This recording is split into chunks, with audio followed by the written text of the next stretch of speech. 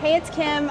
I'm back at Disneyland today, and with me is Amanda. Hi, everybody. And we are here to talk about credit card points and how to get on vacation on the cheap using credit card points. So before we get into it, I just first would like to say thank you. It's so great to meet you in person. And if you would like to start off by just giving us an intro. Yeah, likewise. So thanks for having me here, first of all. Like you said, my name's Amanda Lebo. I am a Southern California resident, a lawyer. I just quit my job, but I'm still practicing. I have been coming to Disneyland ever since I was a little kid. I grew up in the Central Valley, and my parents... Oh my gosh, I grew up in the Central Valley. Really? Where? In Tracy. Oh, Visalia. Oh, nice. That's so funny. Yeah. Yeah, but every year, so my parents would bring us down to Disneyland, and this was like our annual vacation.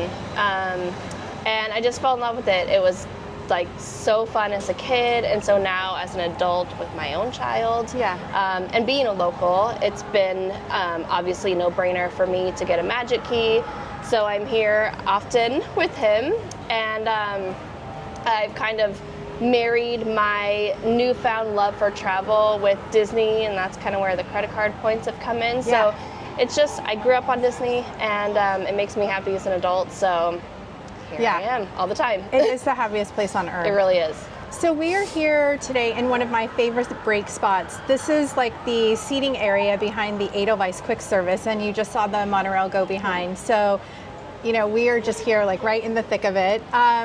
I want to first say the reason why I think that this topic is important for me specifically as a parent of a child with autism and, you know, under that neurodivergent umbrella, a lot of my therapies for my son are not covered by insurance. So we've had to pay out of pocket for occupational therapy, for speech therapy, and I want to figure out ways to help families travel that first didn't think they could travel because of their child, but also secondly, it's so expensive. So I don't really know anything about credit card points, so I'm really excited to dive in.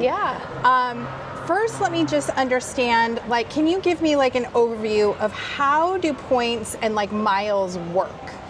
So the whole concept between credit card or with credit card points and miles is, first of all, there's a huge misconception about credit cards that, you know, if you have a bunch of credit cards, it equals debt, right?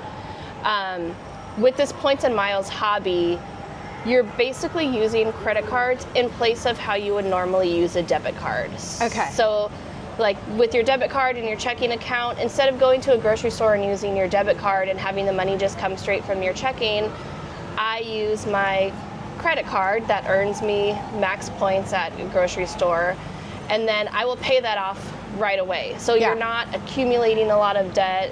You're not accumulating interest every month. You literally treat your credit card like a debit card, use it for your normal everyday purchases that you would need to be spending money on anyway, and then use the money from your checking account to pay that off in full every single month. So you're not getting yourself into debt. You're just replacing your debit card with your credit card, and by doing so, not only are you earning points and miles, but you get like travel protection, like protections on your purchases. There's so many other benefits that come with using a credit card versus your debit card. Yeah.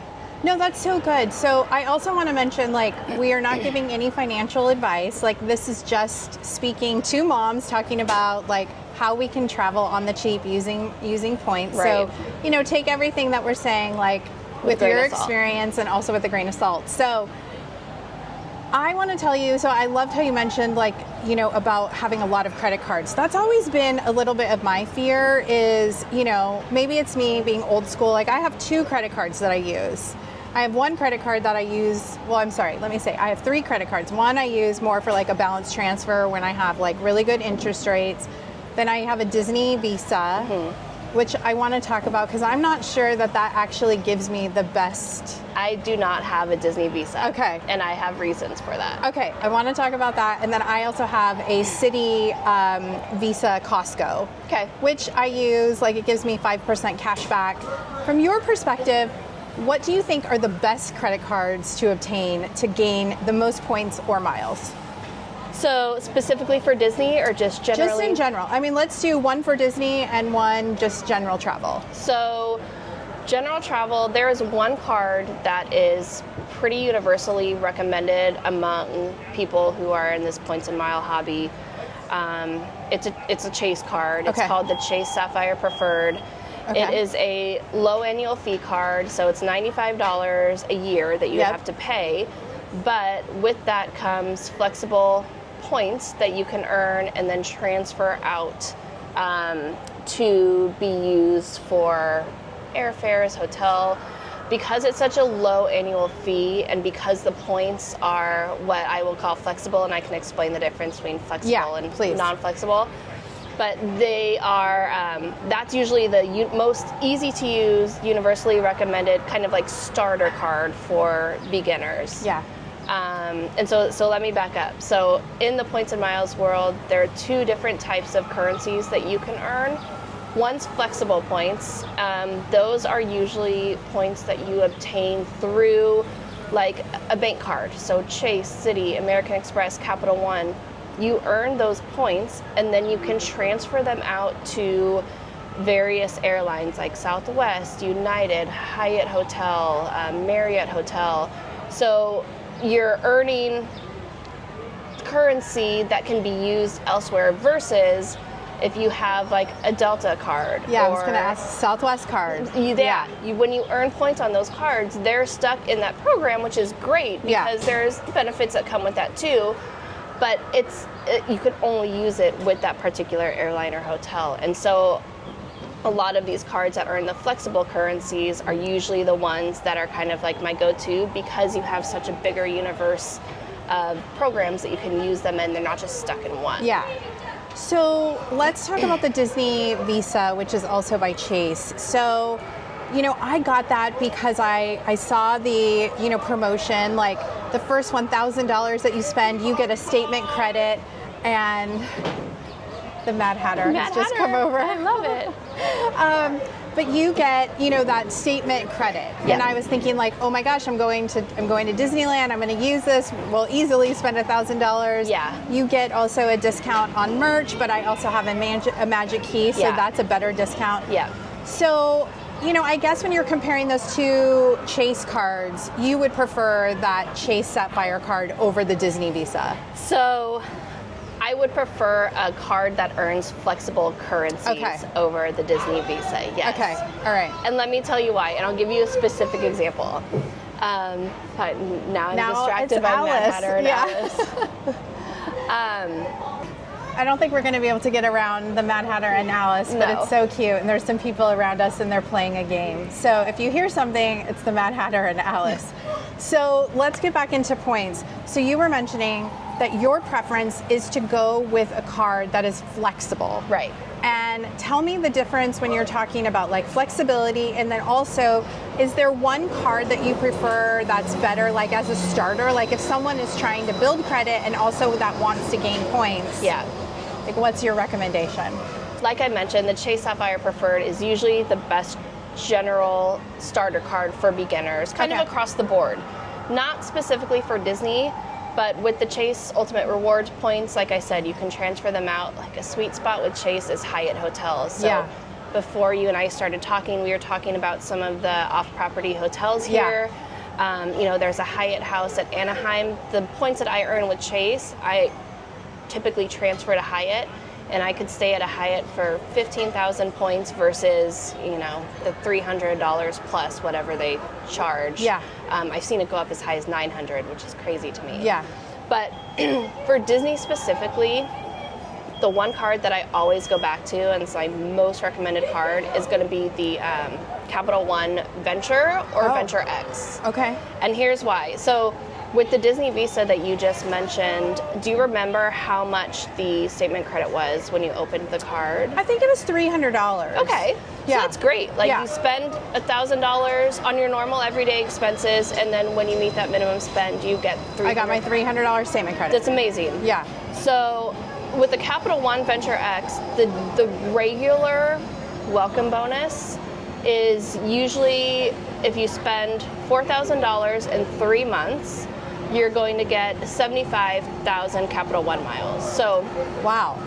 $4,000 in 3 months. So if you think about between gas, groceries, like medical expenses, Yeah. it's easy for me as a mom living in Southern California to meet, right? So with Capital One specifically, those miles that are earned, so say after 3 months, you've met the minimum spend, you've spent $4,000, and when you're spending that, you're earning 2x miles on what you spend. So you're getting 8,000 miles points plus the 75,000, so you're up to 83,000 miles.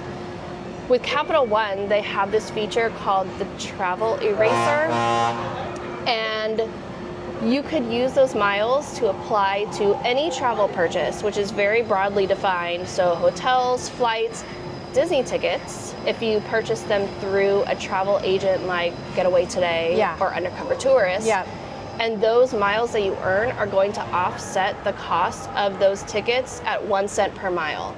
So the 83,000 miles that you earned meeting that minimum spend just on your everyday, life expenses, that's going to net you, if you choose to use them for Disney tickets purchased through Getaway Today or Undercover Tourist, $830 that you could use to offset.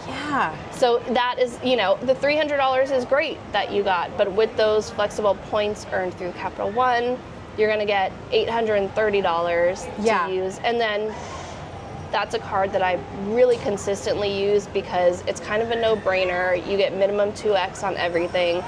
And because those miles can be applied to travel expenses, it's really helpful, especially when it comes to Disney trips. Yeah, and I would say for that Disney Visa, it definitely was a bonus to get that $300 back. But since then, I haven't really been able to maximize the benefits because I am a Magic Key holder. And I know that that is not for everyone. If you're not a local or someone that comes to Disneyland often, you won't have a Magic Key. So if you do have that Disney Visa, you are getting benefits in the park by getting discounts on merch. I believe there's also a discount on food. So you are getting something.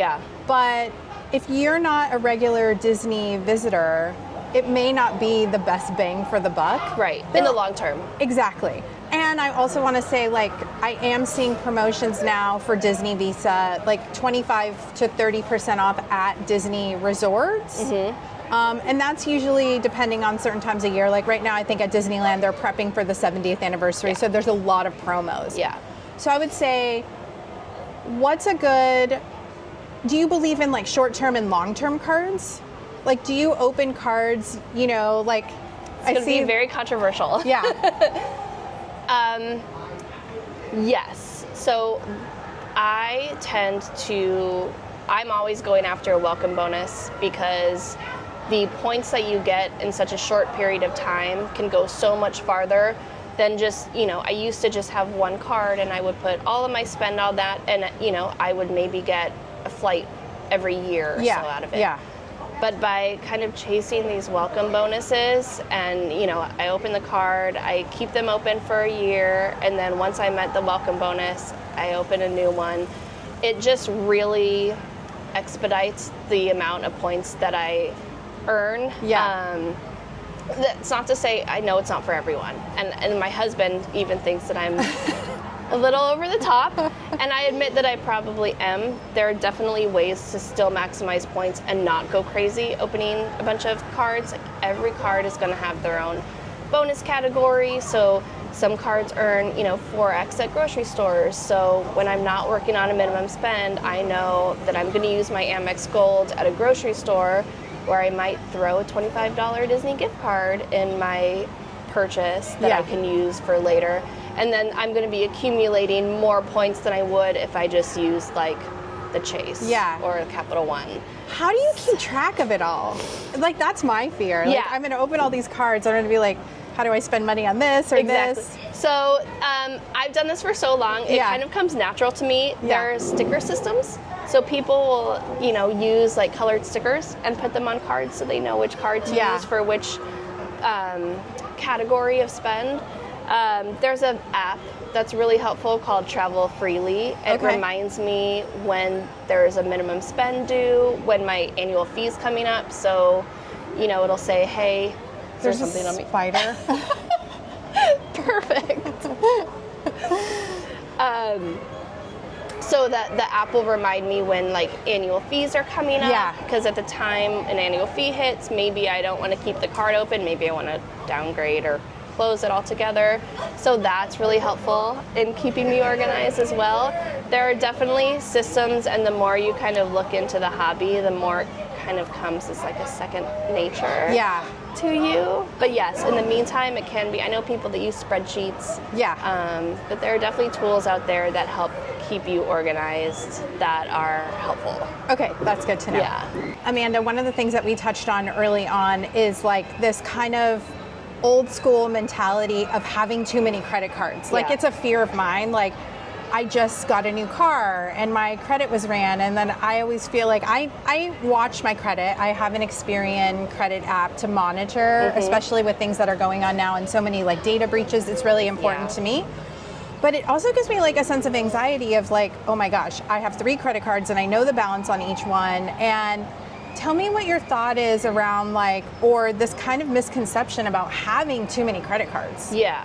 So that's a huge concern, very valid. That was a concern of mine when I first started looking into this hobby. The 3 like biggest factors when it comes to keeping your credit score healthy is going to be your payments, whether they're made on time, which is a huge, one of the biggest parts of this hobby. You have to pay your monthly statement on time in full every single month. You're not accumulating interest. You're keeping that factor of your credit score in good shape and healthy. If you are accumulating any interest and carrying a balance, you're going to offset any of the points and miles that you earn. So it's not worth it, right? Like, so that piece is huge. So can I ask about that? So let's say you're nervous. Like in my case, sometimes I'm nervous. You get a new credit card and I'm like, oh, okay, let's go on a trip or let's go to the mall or something. Yeah. I think that if you are thinking, this is my thought, and you tell me if I'm like right on the thinking. If I'm opening a new card and I want to start getting into this hobby to gain points, maybe I open a new card and I just pay 2 bills. Maybe I pay like my cell phone bill and I pay my PG&E bill. I know I'm going to pay that off every month. Like, would you recommend maybe starting small with like a small expense that you know that you're going to be able to pay off monthly? You definitely need to make sure that the spend you're putting on it are the expenses that you're going to pay monthly. Yes. Whether it's small, I mean, if you are wanting to get that big welcome bonus, you're going to have to put enough on there to get to that point, but certainly not more than you feel you can repay in full every single month. Like again, it's just, you treat it like a debit card. If you don't have money in your checking account to pay for the statement balance on your credit card, you should not be putting it on a credit card, right? Yeah. So that's like the one of the biggest factors with the hobby, and then calculating your credit score. The second is credit utilization. So the general recommendation is that your utilization should be below 30%. Mine right now is at 5 because I have a dozen cards open at the moment, but because my credit amount that is extended to me is so high, and what you carry is low. What my carry is very low. So it looks really good on my credit report that my utilization is only at 5%, right? And then the other one is the history of your card. So I have like a Bank of America credit card that I opened when I was in law school, and that I will never close because it is reflecting on my credit score, and it's keeping that length of history, long. Is that the right word? Yeah, no, I get it. I mean, you want that history. You want to show that you can open a card, that it's been open for a while, that you've paid on time. Exactly. Yeah. What do you think is like the biggest takeaway and a pro tip for someone wanting to do this? Is it really opening the card, the right card, paying it off every month, or is there another big tip that you think is important to share? I think that is the right strategy.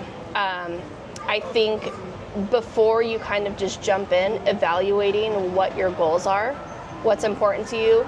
Somebody who wants to use credit card points and miles for a trip to Disney, I'm going to recommend, like I said, the Capital One Venture X, versus someone who just wants to go like to Bora Bora and they want, so it's going to depend on what the goals are and your future goals too, because like I said, each card has its own bonus category. So like for me, for instance, I know that, you know, one of my biggest spend categories is like groceries and dining and eating out. So I, like long term, knew that when I opened my Amex Gold, which gets 4X on both of those categories, I'm consistently going to be, even after I've earned the bonus, I'm still going to be able to maximize the points that I earn because we go grocery shopping all the time. I spend a lot of money at grocery stores and, you know, with dining out and stuff. So, it's going to be very dependent on